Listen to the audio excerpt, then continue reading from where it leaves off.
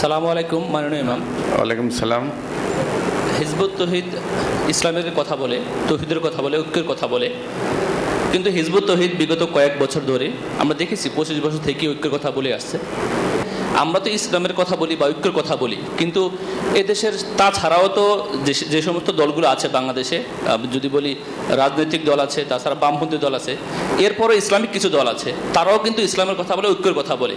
কিন্তু সম্প্রতি ঘটনা স্বাধীনতার পর থেকে বাংলাদেশের যে ধর্মীয় ক্রন্দন চলতেছে, এক গ্রুপ আরেক গ্রুপকে মানতেছে না, এক পীর আরেক পীরকে সহ্য করছে না, বা একটা রাজনৈতিক দল, ইসলামিকপন্থী দল, সেটা আবার অন্য একটা রাজনৈতিক দলকে তাদের সাথে ঐক্য হচ্ছে না, ঐক্য হলেও দুদিন থাকে বা পরের দিন ভেঙে যাচ্ছে, বা জাতীয় কোনো ইস্যুতে তারা ঐক্যবদ্ধ হতে পারছে না। সেক্ষেত্রে আমার প্রশ্ন, যে জাতি যদি বড় কোনো সংকটে পড়ে, জাতি যদি একটাই আন্তর্জাতিক হুমকির মুখে পড়ে, অন্যান্য দলগুলোর কথা বাদই দিলাম, ইসলামিক দলগুলো কি ঐক্যবদ্ধ হওয়া সম্ভব? একজন প্রশ্ন করেছেন যে বাংলাদেশে আমরা বিগত 25 বছর থেকে তাওহীদের কথা বলছি, ঐক্যের কথা বলছি, ঐক্যবদ্ধ হওয়ার কথা বলছি।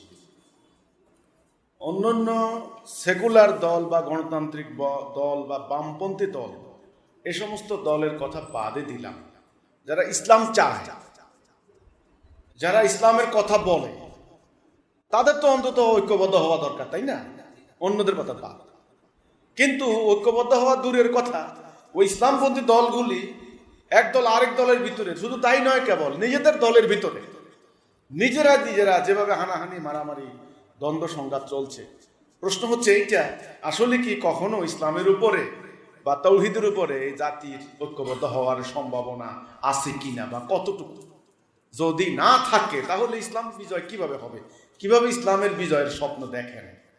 এই ব্যাপারে আরেকটা প্রশ্ন করেছেন আরেকদিন আমাকে একজনে, যে ব্যাপারটা কি বুঝলাম না। এটা কিন্তু যে প্রশ্নটা আমাকে করেছেন, তিনি কিন্তু একটা সেকুলার আদর্শের লোক, কিন্তু উনি ইসলামী দল করেন না। উনি আমাকে প্রশ্ন করেছেন, ভাই আপনারা ইসলামের কথা বলেন। আরে ভাই, ইসলামের মধ্যেই তো সমস্যা। আমি, কি সমস্যা ইসলামের মধ্যে? বলছে, আপনারা তো ইসলামী দলগুলি এক দল আরেক দলের বিরুদ্ধে, আবার ওই দলের ভিতরে আবার সভাপতি, সাধারণ সম্পাদকের বিরুদ্ধে, আমির, নায়েবে আমিরের বিরুদ্ধে। তা আপনারাই তো ঐক্যবদ্ধ হতে পারছেন না, কিসের আবার ইসলামের কথা বলছেন মানুষকে? তারপরে আমি বললাম, আপনি কি বলতে চান? তখন ওনার কথা হচ্ছে, ভাই ধর্ম তো আমরাও বিশ্বাস করি, আমরা তো আল্লাহর সান্নিধ্য চাই। ইসলামী দলগুলোর ভিতরে এত হানাহানি, এত অনৈক্য, এত দ্বন্দ্ব, এর কারণটা কি? এটা কি ইসলামের দোষ না অন্য কি? আপনাদের কি উত্তর, আপনার কি মত? এই প্রশ্নটা আমাকে একজন করেছেন। তা আমি এই সবগুলা ব্যাপারে উত্তরটা আমি দিচ্ছি, যে ইসলামী দলগুলির মধ্যে এত হানাহানির কারণ কি, আদৌ কি তারা ঐক্যবদ্ধ হবেন কিনা, যদি বা না হন তবে ইসলামের বিজয় কি করে সম্ভব, নিজেদের মধ্যে এত হানাহানি কেন হচ্ছে, এগুলোর সব প্রশ্নের উত্তর আমি একসাথে দিচ্ছি। প্রথম কথা হচ্ছে, পুরো মানব জাতির মধ্যে আমি দুইটা ভাগে ভাগ করতে পারি। একটা ভাগ হচ্ছে যারা আস্তিক, তারা আল্লাহ, ভগবান, ঈশ্বর বিশ্বাস করে, পরকাল বলতে একটা কিছু আছে, এটা বিশ্বাস করে। আমি বলবো এটা আস্তিক। এরা হিন্দু হোক, বৌদ্ধ হোক, খ্রিস্টান হোক, ইয়াহুদি হোক, মুসলমান হোক, যাই আস্তিক।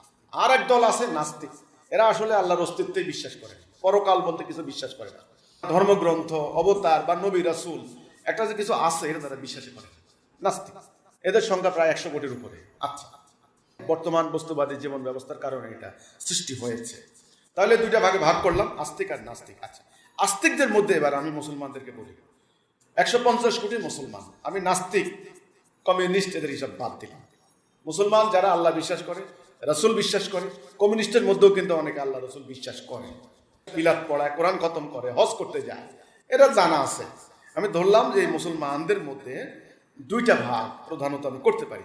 এক ভাগ ব্যক্তি জীবনে, অর্থাৎ নামাজ পড়বে, রোজা রাখবে, হজ করবে, আমল আখলাক করবে, ডাইনেও তাকাবে না, বামেও তাকাবে না, তারা বিশ্বাস করে, আমল করে তারা জান্নাত চলে যাবে। এই হচ্ছে একটা ভাগ। আরেক ভাগ, তারা বলে, মনে করে যে না, শুধুমাত্র ব্যক্তিগত আমল, কিছু রসুম রেওয়াজ, কিছু আনুষ্ঠানিকতা করলেই ধর্ম হয়ে যাবে না, জাতীয় জীবনে ধর্মকে নিতে হবে, রাষ্ট্রীয় জীবনে ধর্মকে বাস্তবায়ন করতে হবে, আইন কানুন, অর্থনীতি, দণ্ডবিধি ইত্যাদির ক্ষেত্রে ইসলামের বিধান আছে, সেখানে কার্যকরী করতে হবে। এই একটা ভাগ, যদি ওই ভাগটা খুবই কম, আমি বলবো মুসলমানদের মধ্যে যারা এখানে দুইটা ভাগ, এক ভাগ ব্যক্তিগত জীবনে ইসলামকে মানে, আর এক ভাগ যে না জাতীয় জীবনে ইসলাম লাগবে। এখন এই জাতীয় জীবনে ইসলামটাকে প্রতিষ্ঠা করার জন্য নানা ধরনের দলের সৃষ্টি হয়েছে, কোনোটা গণতান্ত্রিক আদলের, আবার কোনোটা চরমপন্থী স্টাইলে, যাদেরকে বলা হয় সন্ত্রাসবাদী কার্যক্রম করে ইত্যাদি। তো এখন যারা বর্তমান প্রচলিত গণতান্ত্রিক আদর্শে রাজনীতি করে জাতীয় জীবনে ইসলাম প্রতিষ্ঠা করতে চান, এরকম দল ইতোমধ্যেই গত 100 বছরে শত শত হয়ে গিয়েছে। কোনোটার কর্মী সমর্থকের সংখ্যা কয়েক হাজার, কোনোটার কর্মী সমর্থকের সংখ্যা কোটি কোটি। তো আমার কথা হচ্ছে, এখানে ইসলাম ওনারা কিভাবে প্রতিষ্ঠা করবেন? নিজেরাই তো ঐক্যবদ্ধ না, নিজেরাই তো হানাহানিতে লিপ্ত, নিজেরাই তো নিজেদের দলের ভিতরে আবার দল নিয়ে, পদ নিয়ে, সুযোগ সুবিধা নিয়ে নিজেরা কামড়াকামড়িতে লিপ্ত। তারা মানব জাতিকে ইসলামের সুমহান আদর্শের কথা কি করে বলবেন? সেকুলাররা প্রশ্ন করে, বাম আদর্শের লোকেরা প্রশ্ন করে, নাস্তিকরা প্রশ্ন করে যে মুসলমানদের মধ্যে কামড়াকামড়ি হবেই, কারণ সর্ষের ভিতরেই ভূত, ভূত তাড়াবেন কি দিয়া? তারা দোষারোপ করে ইসলামের মূল শিক্ষার মধ্যে দ্বন্দ্ব রয়েছে। এখানে আমার প্রতিবাদ যে না, ইসলামের মূল শিক্ষার মধ্যে কোনো দ্বন্দ্ব নেই।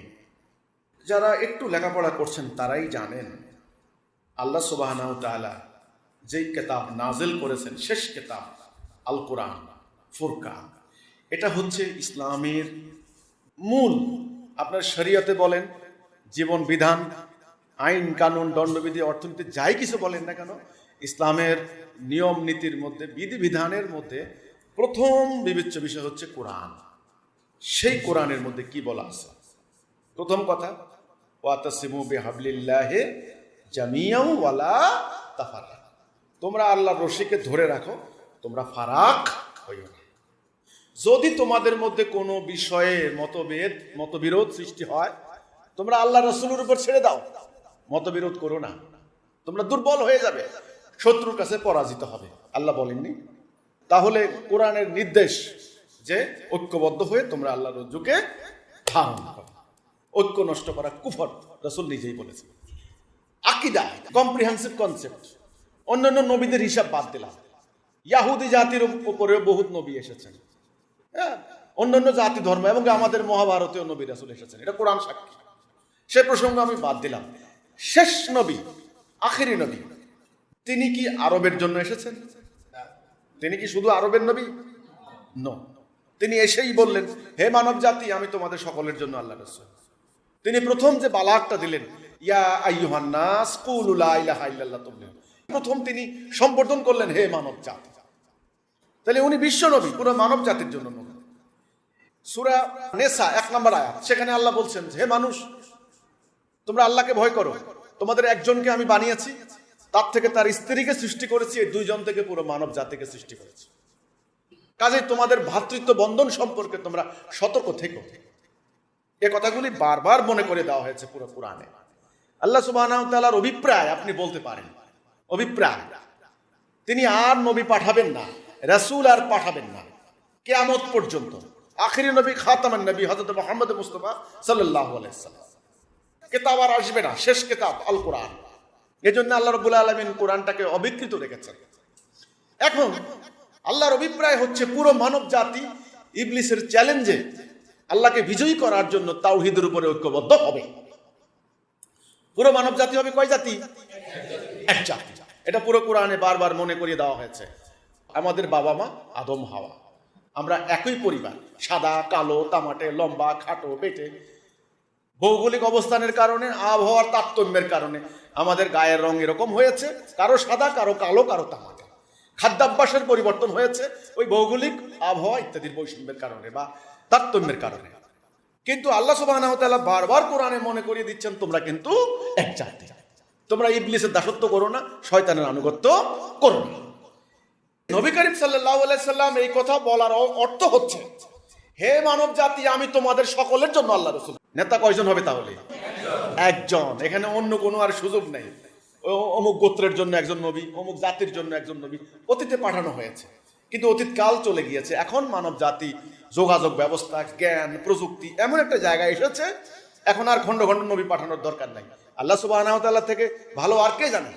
তিনি এই জন্যই শেষ নবীকে পাঠিয়ে ঘোষণা দিয়েছেন এই পুরো মানব জাতি হবে এক জাতি। সম্ভাবনা আছে কি নাই এটা পরের কথা, আল্লাহ তো ঘোষণা করে দিলেন এবং রাসূল প্রমাণ করে দিলেন যে সেটা সম্ভব। আজকে যারা দল করছেন, ইসলামী দল, ইসলামের নামে বিভিন্ন ধরনের দল সৃষ্টি করে ক্ষমতায় যাওয়ার চেষ্টা করছেন, ধর্মপ্রাণ মানুষদেরকে যার যার দলের দিকে টানছেন, সাধারণ মানুষ আমাদেরকে প্রশ্ন করে, ভাই আমরা কোন দিকে যাব, আমরা কার কথা শুনবো? আপনারা বলেন ইসলামের কথা, ওনারাও বলে ইসলামের কথা, তারাও বলে ইসলামের কথা, এরাও বলে ইসলামের কথা, সবাই কোরআনের আয়াত বলে, সবাই হাদিস বলে। আপনারা আবার দেখি একদল আরেক দলের বিরুদ্ধে জেহাদের হুঙ্কার দেন, একদল আরেক দলকে কাফের মুশরিক ফতোয়া দেন। আমরা সাধারণ মানুষ কোন দিকে যাব? তো সেখানে আমার বক্তব্য হচ্ছে, যারা ইসলামের বিভিন্ন দলের বাক্স খুলেছেন, দলের সাইনবোর্ড টাঙিয়েছেন, দল কায়েম করেছেন, সকলের উদ্দেশ্যে আমার বিনীত কথা হচ্ছে এই, শেষ জীবন ব্যবস্থা আকীদা মোতাবেক এখানে বিভক্তির বিভাজনের কোনো সুযোগ নেই। হুয়াল্লাযী আরসালা রাসূলাহু বিল হুদা ওয়া দীনিল হক লিইয়ুযহিরাহু আলা দীনি কুল্লিহি। এটা কোরআনের আয়াত না? সূরা ফাতিহা 28, সূরা সফ 9, সূরা তাওবা 33। এই আয়াতখানার মধ্যে আল্লাহ সুবহানাহু ওয়া তাআলা কি বলছেন শুনুন। হেদায়া এবং সত্য দিন দিয়ে আমি আমার রাসূল পাঠিয়েছি। কার রাসূল? আল্লাহর রাসূল। যেন লিইয়ুযহিরাহু আলা দীনি কুল্লিহি, অন্য সমস্ত দ্বীনের উপরে এটাকে বিজয়ী করে, গালেব করে, জাহির করে, প্রতিষ্ঠা করে। তাহলে একটা হচ্ছে দিন, আরেকটা হচ্ছে দিন প্রতিষ্ঠা। দিনটা কে দিছেন? আল্লাহ। প্রতিষ্ঠা করার দায়িত্ব কার? রাসূলের। কতটুকু এলাকার মধ্যে? সারা পৃথিবীময়। এই জন্য আল্লাহ রাসূল বলছেন, আমি আদিষ্ট হয়েছি সমগ্র মানব জাতির বিরুদ্ধে সংগ্রাম চালিয়ে যেতে, যে পর্যন্ত না তারা আল্লাহকে একমাত্র এলাহ এবং আমাকে তার রাসূল হিসেবে মেনে না নেয়। পরিষ্কার হাদিস। ওনার একেবারে সম্বোধনটাই হলো পুরো মানব জাতি। এই দিন প্রতিষ্ঠা করার দায়িত্ব রাসূলের উম্মার উপরে। তিনি একটা জাতি তৈরি করলেন, উম্মতে মুহাম্মদী। সেই উম্মতে মুহাম্মদীকে 5 দফার উপরে তিনি তৈরি করলেন। তোমরা ঐক্যবদ্ধ থাকবে, ঐক্য নষ্ট করতে পারবে না। বিদায় হজের ভাষণে পরিষ্কার বললেন, ঐক্য নষ্ট করলে কুফর। তোমরা ঐক্যবদ্ধ থাকবে, তোমরা নেতার আদেশ শুনবে, নেতার আদেশ পালন করবে অক্ষরে অক্ষরে। তোমাদের নেতা যদি কান কাটা হয়, কৃতদাস হয়, ক্ষুদ্র মস্তিষ্ক হয়, তবু তার কথা শুনবে। তোমরা হিজরত করবে, জানমাল দিয়ে জিহাদ করবে। কয় দফা হলো? 5 দফা। 1 নাম্বারটা কি? ঐক্য। খেয়াল করুন, আমি তো ঐক্যের কথা বলছি। আমাকে প্রশ্ন করা হয়েছে, অন্যান্য দল বাদ দেন, বাম দল, গণতান্ত্রিক দল, সেকুলার দল, অন্যান্য বাদ দেন, ধর্মীয় দলগুলা, ইসলামী দলগুলাই তো নিজেরা ঐক্যবদ্ধ নাই। অথচ কর্মসূচির 1 নাম্বারটা কি? ঐক্য। 5 নাম্বারটা কি? জিহাদ। তাহলে ঐক্যবদ্ধ হবেন কিসের জন্য? জিহাদের জন্য। জিহাদ করবেন কেন? দিন প্রতিষ্ঠা করার জন্য। দিন প্রতিষ্ঠা করবেন কেন? মানবাধিকার, সাম্য, সুবিচার, মানবতা প্রতিষ্ঠা করার জন্য। একা একটা মেয়ে মানুষ হেঁটে যাবে, কোনো ভয় নাই। দরজা খুলে ঘুমাবেন, কোনো ভয় নাই। দুর্বলের উপরে সবলের কোনো অত্যাচার, মিথ্যা মামলা হবে না, চুরি ডাকাতি হবে না, সুদ ঘুষ রাহাজানি হবে না। অর্থাৎ ন্যায় বিচার। এটার নামই হচ্ছে ইসলাম, মানে শান্তি। রাসূল বললেন, যারা এই ঐক্য বন্ধনী থেকে আধাত সরে যাবে, তাদের গলা থেকে ইসলামের রশি খুলে যাবে। বাস, নামাজ পড়লেও, রোজা রাখলেও, নিজেদেরকে মুসলমান বলে দাবি করলেও তারা কি হবে? জাহান্নামের জ্বালানি পাথর। আপনারা বলেন আকীদাগত বিরোধ, আমলগত বিরোধ, কত ধরনের বিরোধ আছে। যারা আজকে ঐক্যবদ্ধ হতে চাচ্ছেন না, তাদের জন্য এই হাদিসখানা ভয়াবহ শনি সংকেত।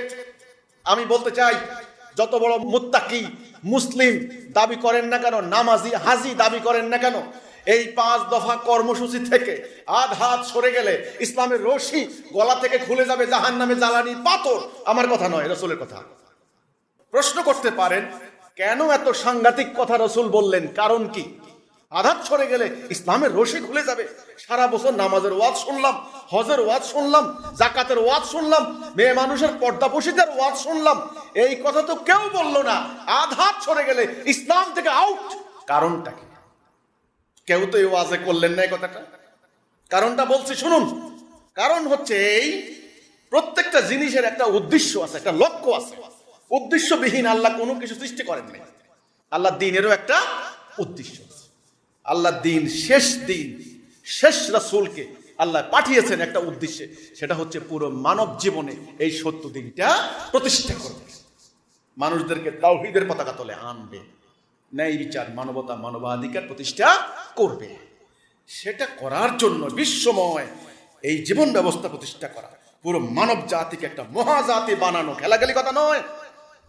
সেটার জন্য একটা কর্মসূচি লাগবে। সেই কর্মসূচিটা মারাত্মক, সাংঘাতিক একটা কর্মসূচি, জিহাদের কর্মসূচি, দিন প্রতিষ্ঠার কর্মসূচি।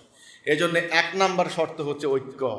এখানে ঐক্য ভঙ্গ করা চলবে না, কোনো সুতো নাতায় ঐক্য ভঙ্গ করা যাবে না। এই জন্য এক ভাইয়ের পিছনে আরেক ভাই গীবত করলে ওই মৃত ভাইয়ের গোস্ত খাওয়ার সমান, সাংঘাতিক ঐক্য নষ্ট করা। কারণ গীবত করলে ঐক্য নষ্ট হয়, ঐক্য ভঙ্গ করা যাবে না। এবার আসুন, আমরা কিন্তু বহুবার, আমি অন্য বক্তব্যে বলেছি, আল্লাহ রসুল রাগ করেছেন কখন? দেখুন, মসজিদে নববীর মধ্যে এক লোক পেশাব করে দিয়েছে, রসুল কিন্তু রাগ করেননি। পায়খানা করে দিয়েছেন, রসুল পরিষ্কার করে দিয়ে তাকে বুঝিয়েছেন, কিন্তু রাগ করেননি। এক লোক মদ খেয়ে তাকে জনগণ ধরে এনেছে, রাগ করেননি। এক লোক বলেছে যে ইয়া রাসূলুল্লাহ, আমি তো ব্যভিচার করেছি, আমাকে শাস্তি দিন, ইতিহাস বলে। রসুল কিন্তু রাগ করেননি। কিন্তু ঐক্য নষ্ট করেছে এমন কথা শুনে রসুল রাগে অগ্নিশর্মা হয়ে গিয়েছেন। কোরআনের আয়াত নিয়ে তর্ক বিতর্ক, অর্থাৎ যেই কাজে ঐক্য নষ্ট হওয়ার সম্ভাবনা দেখেছেন রসুল, সেখানে রাগ করেছেন। শুধু তাই নয় কেবল, তিনি ভৎসনা করেছেন। শুধু তাই নয় কেবল, তিনি মসজিদে নববীর মিম্বরে দাঁড়িয়ে তিনি খুতবা দিয়েছেন জাতির সামনে। তাইলে রসুল রাগ করেছেন কখন? ঐক্য নষ্ট করার কথা উঠলে। এখন আসুন, ঐক্যভঙ্গ হওয়ার কোনো সুযোগ এই উম্মার মধ্যে আছে কিনা এবার যাচাই করে দেখি। নবী করিম সাল্লাল্লাহু আলাইহি ওয়াসাল্লাম বলেছেন, ইয়াহুদি জাতি 72 ভাগে ভাগ হয়েছিল, আমার উম্মাহ হবে 73 ভাগে বিভক্ত। 1 ভাগ জান্নাত যাবে, বাকি 72 ভাগ জাহান্নাম যাবে। তাহলে জান্নাত যাবে কয় ভাগ? জান্নাতের দল কয়টা তাহলে? একটা না, নাকি এতগুলা? একটা। আমরা তো সূরা ফাতিহার মধ্যে পড়ি, ইহদিনাস সিরাতাল মুস্তাকিম, ইয়া আল্লাহ আমাদেরকে সিরাতুল মুস্তাকিম, সহজ সরল পথে আমরা পরিচালিত করো আল্লাহ। তাহলে জান্নাতে যাওয়ার পথ কয়টা? একটা। ওই যে ইবলিস বলল, ফাইম্মা ইয়াতিয়ান্নাকুম মিন্নি হুদা ফামান তাবিআ হুদায়া ফালা খাউফুন আলাইহিম ওয়ালা হুম ইয়াহজানুন। আমি হেদায়া দেব, যারা এই হেদায়ার এতায়া করবে তাদের কোনো ভয় নাই। হেদায়ার পথ কয়টা? একটা। রাসূলের ওই হাদিসটাই বুঝার আছে। ইয়াহুদি জাতি 72 ফেরকায় বিভক্ত হয়েছিল। এই যে এত তরিকা, দল, মত, ফেরকা, মযহাবে বিভক্ত হওয়া, রাসূল ক্যান্সেল করে দিয়েছেন। জান্নাতে যাবে একটা ফেরকা, জান্নাতি ফেরকা, সিরাতুল মুস্তাকিম একটা, হিদায়া একটা।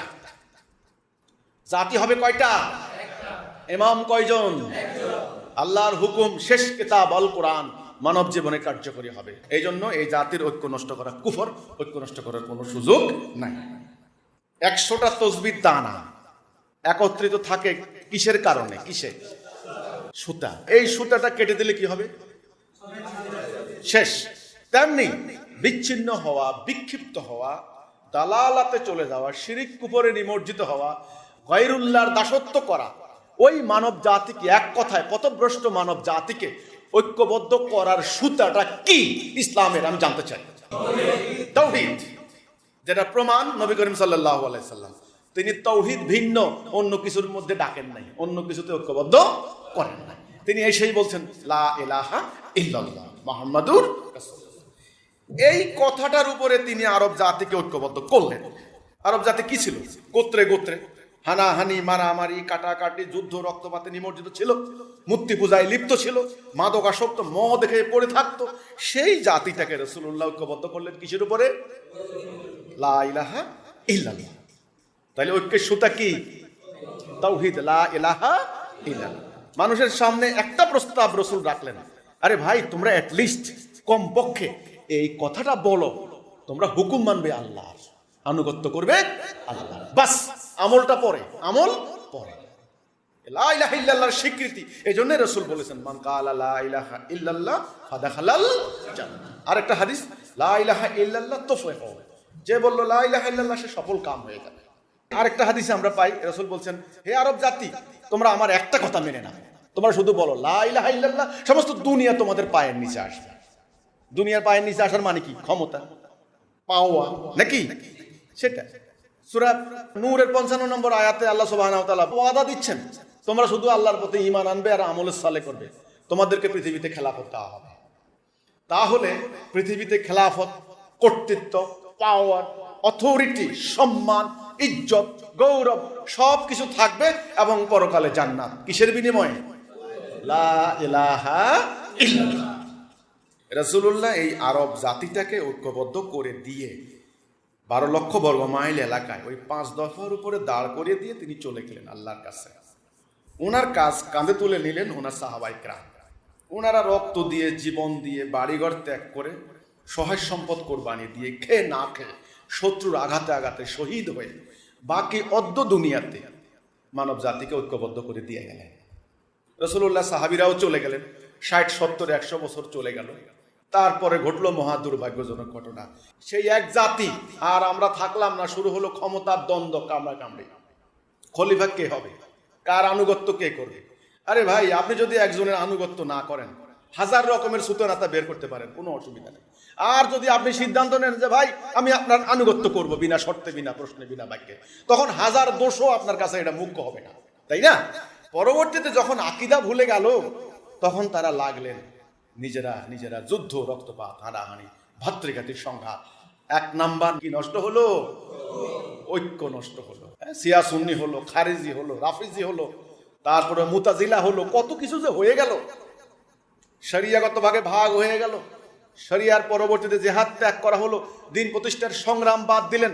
বাদ দিয়ে পণ্ডিতরা, কারণ একটা জাতির মধ্যে অনেক জ্ঞানী লোকও থাকেন, অনেক মেধাবী, অনেক প্রতিভা তাদের, তারা বসে বসে তাদের সাংঘাতিক মেধা, ক্ষুরুদার লেখনী, তারা লিখে লিখে লিখে লিখে তারা বিরাট বিরাট পাণ্ডিত্যের বই রচনা করলেন, তাফসীর লিখলেন, ফিকহ গ্রন্থ লিখলেন।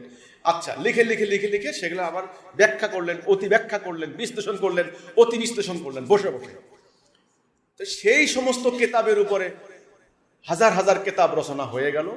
মাদ্রাসা বসানো হলো। তখন হলো আব্বাসীয় শাসন ব্যবস্থা চলছে, তারও আগে উমাইয়াদের। 400-500 বছর আব্বাসীয় শাসকদের অনুপ্রেরণা পেয়ে, সমর্থন পেয়ে, আশীর্বাদ পুষ্ট হয়ে তারা বিশাল বিশাল মাদ্রাসা বসালেন।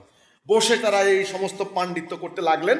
পাণ্ডিত্য করতে করতে হাজার হাজার রকমের ফতোয়া, আপনার মাসলা মাসাইল রচনা করলেন। কিন্তু জাতি আর সংগ্রামী হইল না, ঐক্যবদ্ধ জাতি হলো না। বাস, পরবর্তী ইতিহাস তো পরিষ্কার। হালাকু খান মার দিল, পরে ব্রিটিশরা এসে দখল করলে, আমরা ভুলি নাই। ব্রিটিশরা এসে তারা মাদ্রাসা প্রতিষ্ঠা করলো, করে ওই 1300 বছর ধরে আমরা আসল কাজ বাদ দিয়ে ওই সমস্ত ক্ষুদ্রাতি ক্ষুদ্র, সূক্ষ্মাতি সূক্ষ্ম বিষয় নিয়ে ব্যাখ্যা, অতি ব্যাখ্যা, মাসলা, অতি মাসলা বাড়াবাড়ি করে করে যে কিতাবগুলি রচনা করেছি, সেগুলা প্রাতিষ্ঠানিকভাবে, আনুষ্ঠানিকভাবে তারা শিক্ষা দেওয়ার জন্য বন্দোবস্ত করল। ব্যাস, ব্রিটিশরা মাদ্রাসা বসাইলো, সে কিতাবগুলি শিক্ষা দিল, আকীদা চেঞ্জ, পরিবর্তন হয়ে গেল, গুরুত্বের উলট পালট হয়ে গেল। মহা গুরুত্বপূর্ণ জিনিস গুরুত্বহীন হয়ে গেল, আবার গুরুত্বহীন জিনিস মহা গুরুত্বপূর্ণ হয়ে গেল। যেমন গুরুত্বপূর্ণ জিনিস তাওহীদ, গায়েব, আল্লাহর হুকুম বিধান ছাড়া কারো হুকুম বিধান মানা যাবে না, এটা শিক্ষা দেওয়া হলো না। এটা শিক্ষা দিলে তো মুসলমানরা ব্রিটিশের হুকুম মানে না, এজন্য দেওয়া হলো লা ইলাহা ইল্লাল্লাহ, মানি হলো আল্লাহ ছাড়া কোনো মাহবুদ নাই, আল্লাহ ছাড়া কোনো উপাস্য নাই, এই শিক্ষা দেওয়া হলো। আত্মার বিরুদ্ধে জেহাদ বড় জেহাদ, শত্রুর বিরুদ্ধে জেহাদ যে বড় জেহাদ, এই শিক্ষা দেওয়া হলো না। শিক্ষা দেওয়া হলো কি? আত্মার বিরুদ্ধে জেহাদ বড় জেহাদ। ফলে লক্ষ লক্ষ আলেম বের হলেন, মুফতি বের হলেন, মুফাসসির বের হলেন, শায়েখ বের হলেন, মাওলানা টাইটেল নিয়ে বের হলেন, লক্ষ লক্ষ বের হলেন। আমার ভুল ধরছেন ওনারা, আমাকে সমালোচনা করছেন, তাচ্ছিল্য করছেন, আমাকে গালাগালি করছেন।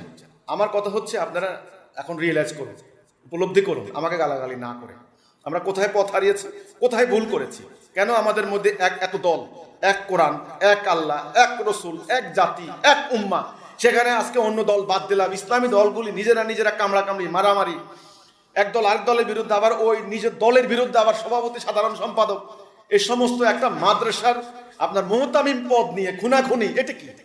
এটা কি? এটা কি ইসলামিক শিক্ষা? হয় আপনারা স্বীকার করতে হবে যে আমরা যেটা শিখছি এটা ইসলামিক শিক্ষা ছিল না, এটা আমাদের জাহিলি শিক্ষা, আর না হলে ইসলামের বদনাম হবে। যদি ইসলামকে পবিত্র রাখতে চান, রাসূলকে পবিত্র রাখতে চান, কোরআনকে পবিত্র রাখতে চান, তাহলে অবশ্যই স্বীকার করতে হবে আমরা যা করছি এটা ইসলামের শিক্ষা নয়। তা আমাদেরকে তাহলে এই শিক্ষাটা কে দিচ্ছে? কোত্থেকে পেলাম?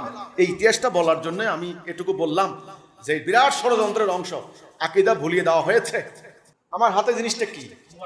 Mobile phone. এটা কি জন্য? কথা বলার জন্য। যদি আমাকে কেউ শিখায় যে এটা দিয়ে পেরেক মারো দেওয়ালের মধ্যে, তাহলে এটা ধ্বংস হয়ে যাবে না? জুলুম করা হবে না? এটা কি দেওয়ালে পেরেক মারার জন্য বানানো হয়েছে? পেরেক মারার জন্য বানানো হয়েছে কি? হাতুড়ি, লোহার তৈরি আরেকটা জিনিস হাতুড়ি। এটা কথা বলার জন্য। এই আকীদা, এই কনসেপ্ট, এই ধারণা বিকৃত করে দেওয়া হয়েছে। আল্লাহর কিতাব নাযিল হয়েছে মানব জাতি যেন সেই কিতাব দিয়ে চলে। তাদের অর্থনীতি চলবে, রাজনীতি চলবে, সমাজনীতি চলবে, বিচার ফয়সালা হবে, কোর্ট কাছারি চলবে, সেনাবাহিনী চলবে, পুলিশ ডিপার্টমেন্ট চলবে, সব চলবে কোরআন দিয়ে, বিধান দিয়ে। এখন ওনারা কি করছেন? এটা মুখস্থ করেন, তাফসীর করেন, ব্যাখ্যা করেন, আরো তাফসীর করেন। বাজারে 10টা তাফসীর, এটা যথেষ্ট না, আরো তাফসীরের কিতাব বানানো হচ্ছে, ওয়াজ করে টাকা কামাই করা হচ্ছে, কিন্তু কোরআনের বিধান বাস্তবায়ন করা হচ্ছে না। জেহাদের আলোচনা তালা দিয়ে আটকে দেওয়া হয়েছে। জেহাদের আলোচনা করলেই শাস্তি দেওয়া হতো। এটা আমার কথা নয়, ইতিহাস খুলে দেখুন।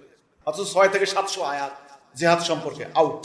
আপনারা তালা মারছেন ঠিক আছে, কিন্তু তালা খুলে ওই যারা সন্ত্রাসবাদী কর্মকাণ্ড ঘটায়, সাম্রাজ্যবাদীদের ক্রীড়নক, তারা কিন্তু ঠিকই জেহাদের আয়াত কাজে লাগিয়ে ঠিকই সন্ত্রাসবাদী কর্মকাণ্ড ঘটিয়ে কোরআনের নামে চালু করে দিয়ে কোরআনকে সন্ত্রাসের ধর্ম, ইসলামকে সন্ত্রাসের ধর্ম আখ্যা দিয়েছে। তাই নাই? কেন তালা মারলেন? এর সঠিক আকীদা বলেন না কেন? আমি বহু জানি। মাদ্রাসায় টুপি পরে কেন গেল না, টুপি কেন মাথায় দিল না, এটার জন্য স্টুডেন্ট এমন পিটুনি খেয়েছে, ভয়ে মাদ্রাসা পর্যন্ত ছেড়ে দিয়েছে। তাইলে জ্ঞান অর্জনের থেকে কি বড় হয়ে গেল? টুপি। এটা হচ্ছে আকীদা। তারপরে ব্রিটিশরা করলো কি? তারা দুইটা বিশ্বযুদ্ধ করছে। শুধু ব্রিটিশ না, আমি বলবো পাশ্চাত্য বস্তুবাদী দাজ্জালীয় সভ্যতা একসঙ্গে সবাই। এখানে আমেরিকাও বলেন, ফ্রান্স বলেন, জার্মানি বলেন, ব্রিটিশ বলেন, যাই বলেন না কেন, সবাই মিল্লা 2টা বিশ্বযুদ্ধ করে 13 কোটি বনি আদম খুন হলো। তাদের সাম্রাজ্যগুলি তারা আর ধরে রাখতে পারছিল না। তারা জানে তাদের বিদায়ের ঘন্টা চলে এসেছে। এইবার তারা রাজনৈতিক দল তৈরি করলো। আমাদের দেশে করলো কি? কংগ্রেস। কংগ্রেসের কোনো বনামনি না হয় বাইর করলো মুসলমানরা মুসলিম লীগ, হইল মুসলিম লীগ কংগ্রেস। এখানে এই হলো ভারত যাওয়ার সময় কংগ্রেসের হাতে ক্ষমতা দিয়ে গেল। মুসলিম লীগের একটা দ্বন্দ্ব লাগিয়ে বললো তোরা আলাদা হয়ে যায়, তোদেরকে আমরা আলাদা পাকিস্তান বানাই দিলাম। বাস, শুরু হয়ে মুসলিম লীগ থেকে অন্য কত লীগ যে হলো তার কোনো ঠিক নেই। এই হতে হতে হতে হতে 47-এর পরে যখন পাকিস্তান স্বাধীন হলো, কিছু দল হলো। বাংলাদেশ যখন স্বাধীন হলো, আরো কিছু দল হলো। এইভাবে দলগুলি সৃষ্টি হয়ে গেল। এ দলের সৃষ্টি হওয়ার পিছনে মুখ্যত ছিল রাজনৈতিক কারণ। এখানে সেকুলার দল যদি থাকে 20টা, বামপন্থী দল যদি থাকে 30টা, ইসলামী দল আছে 50টা। এক আলেম আরেক আলেমকে মানে না, এক পীর সাহেব আরেক পীর সাহেবকে মানে না, এক ইমাম আরেক ইমামকে মানে না, এক দলের নেতা আরেক দলের নেতাকে মানে না। আবার নেতাকে মানলে সাধারণ সম্পাদক আবার সভাপতির মধ্যে দ্বন্দ্ব। আচ্ছা, এখন তাদের মধ্যে কথা হচ্ছে ইসলামী দলগুলি এত যে ভাগ হলো, আসলে কি তারা ঐক্যবদ্ধ হবে? এই ঐক্যহীন হওয়ার কারণ কি? এতক্ষণ ইতিহাস বলে আসলাম।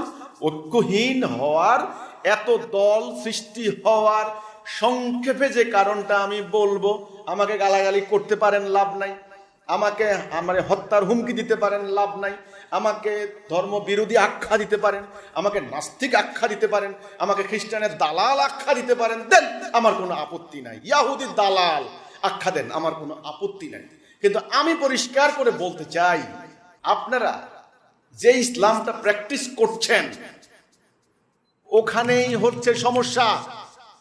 আপনাদের তৈরি করা এটা ইসলাম গত কয়েক শতাব্দী ধরে এই জটিল দুর্বুদ্ধ বাড়াবাড়ি মাসলা মাসাইল সর্বস্ব একটা ইসলাম, যেটা আল্লাহ রসুলের ইসলাম নয়, সেই সহজ সরল সিরাতুল মুস্তাকিম নয়।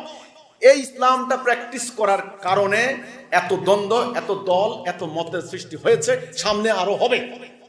আপনারা জাতির ঐক্যের গুরুত্ব বুঝলেন না, দিন প্রতিষ্ঠার গুরুত্ব বুঝলেন না। আপনারা এক দল নামছেন কেয়াম হবে, আরেক দল বলছেন না বেকেয়াম হবে। একদল আপনারা মাইক ফাটাই ফেলেন যে নবী করিম সাল্লাল্লাহু আলাইহি সাল্লাম নূরের তৈরি, আরেক দল বলেন মাটির তৈরি। তো কাজে আপনাদেরকে ঐক্যবদ্ধ কে করবে? এই অনর্থক বিষয়গুলি নিয়ে আপনারা বলেন আকীদাগত দ্বন্দ্ব। এটা আকীদাগত দ্বন্দ্ব নয়, কেবল স্বার্থের দ্বন্দ্ব।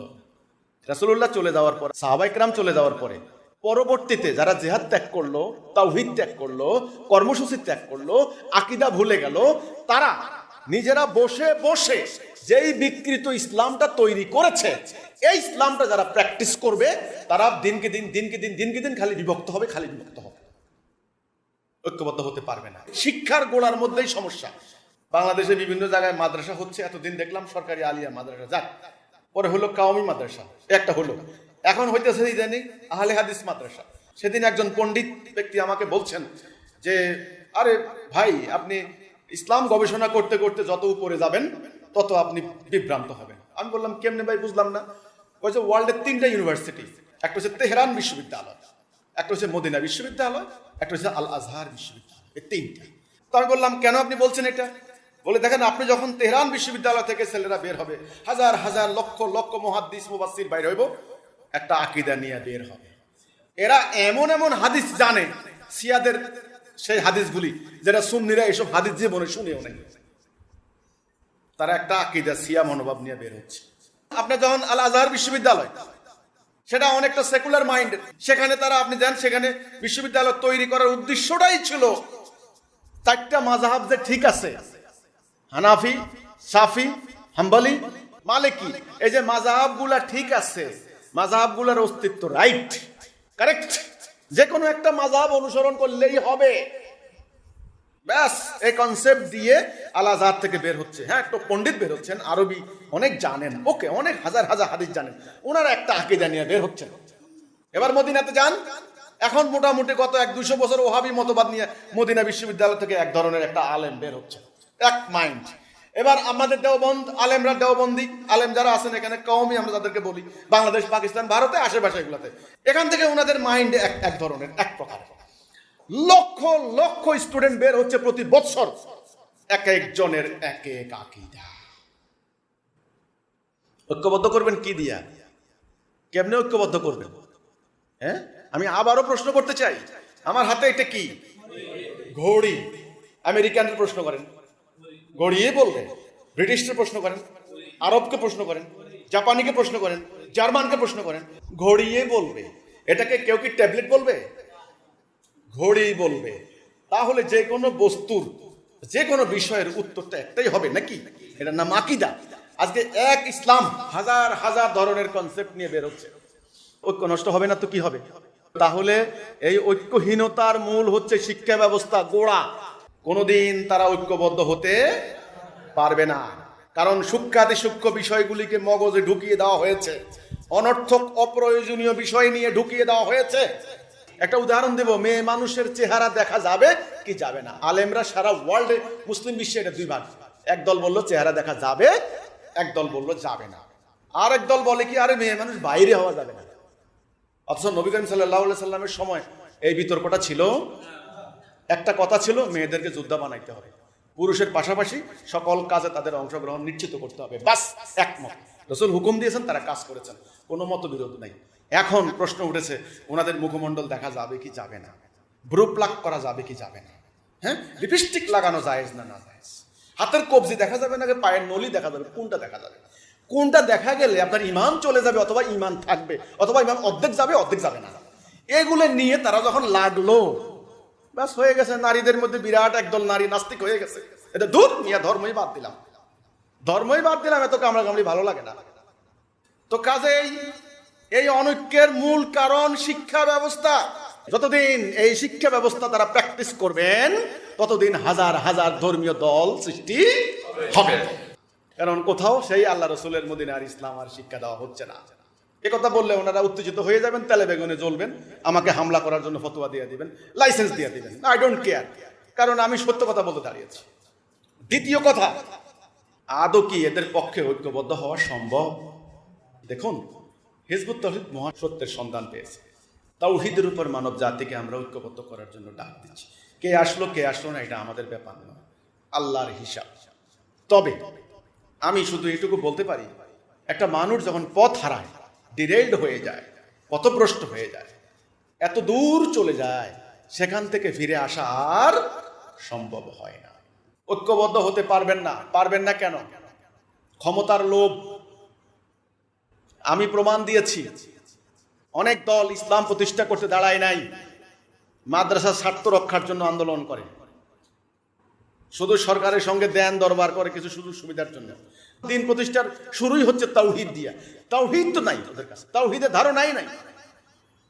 ধনুক থেকে তীর যেমন বহির্গত হলে আর ফিরে আসে না, তেমনি এরা, আমার সন্দেহ হচ্ছে, এমন ভাবে বহির্গত হয়ে গিয়েছে, এরা কয়জন ফিরে আসে, কয়জন ঐক্যবদ্ধ হয়, আমার সন্দেহ আছে। কারণ ইতোমধ্যেই অহংকার পেয়ে বসেছে এক একজনের, হাজার হাজার কর্মী, লক্ষ লক্ষ কর্মী। এত কর্মী আমাকে আমির মানে, আমাকে সভাপতি মানে, আমাকে মোহতামিম মানে, আমি ঐক্যবদ্ধ হব তোমার সাথে, আমার কি কম আছে নাকি? পারলে আমার কাছে আসো। তা আমার খুব সন্দেহ হচ্ছে এরা আসলে কখনো ঐক্যবদ্ধ হবে কিনা। কারণ এত অহংকার থাকলে, কারো জ্ঞানের অহংকার, কারো সংখ্যার অহংকার, কারো দলের অহংকার, এত অহংকার নিয়ে দিন প্রতিষ্ঠা করা যায় না। তাদের বলা উচিত ছিল যে আমরা শুধু আল্লাহ রসুলের স্বার্থে, দ্বীনের স্বার্থে, মুসলিম উম্মার স্বার্থে আমরা সমস্ত অহংকার ত্যাগ করে আমরা ঐক্যবদ্ধ হব।